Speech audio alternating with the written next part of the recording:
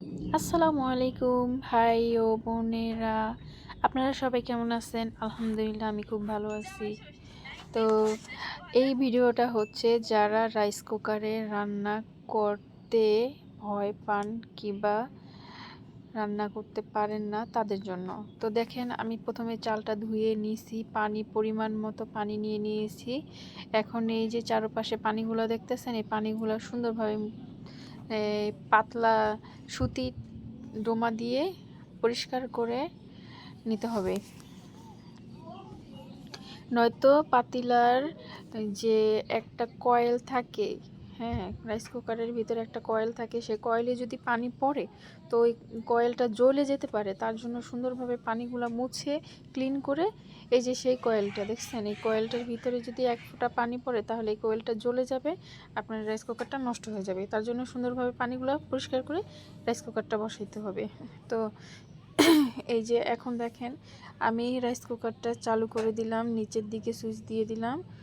আর এখন আমি কারেন্টের লাইনটা দিলে প্রথমে এই লাল বাতিটা ধরবে, আমার ভাত হয়ে গেলে এই সবুজ বাতিটা ধরবে।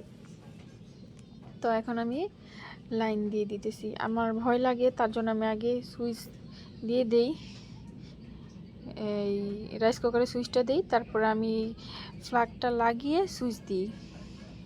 ভয় লাগে, আমার কারেন্টের জিনিস খুবই ভয় লাগে। সবাই তো আর আমার মতো ভীতু না। এই যে দেখেন, লাল বাতিটা জ্বলছে, যখন নাকি ভাতটা হয়ে যাবে তখন সবুজ বাতিটা জ্বলবে। তো এখন আমি ঢাকনা দিয়ে ঢেকে দিব। তো ভালো করে ঢেকে দিছি। এভাবে ঢেকে দিলে বলক বলক চলে আসলে তখন যদি আপনি এই ঢাকনাটা একটু ফাঁকা করে রাখেন তাহলে আপনার পানিগুলো পড়বে না। আর যদি এভাবে রাখেন, এই যে দেখেন আমার আমার সাইডে পানি পড়েনি, আমি হালকা এই ফাঁকা করে রাখছিলাম, পরে আবার একটু ঢাকা দিয়ে দিয়েছি যেন ভাতটা ভালোভাবে নরম হয়ে যায়।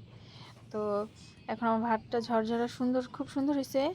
আমি তো প্রথমেই দেখাইছি, আমি সব সময় এক আঙ্গুলের উপরে, একটুখানি উপরে, মাঝখানে, কড়ের মাঝখানে পানি মাপ করে দেই, তো আমার ভাতটা তখন এরকম হয়।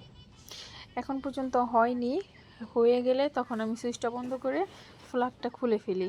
কেন, এখন ঝড় বৃষ্টির সময়, কখন যে ঝড় বৃষ্টি আরম্ভ হয়ে যায় বলা যায় না, তার জন্য আমি এই ফ্ল্যাগটা খুলে রেখে দিই। দেখেন আমার ভাতটা কত সুন্দর হয়েছে, ঝরঝরে।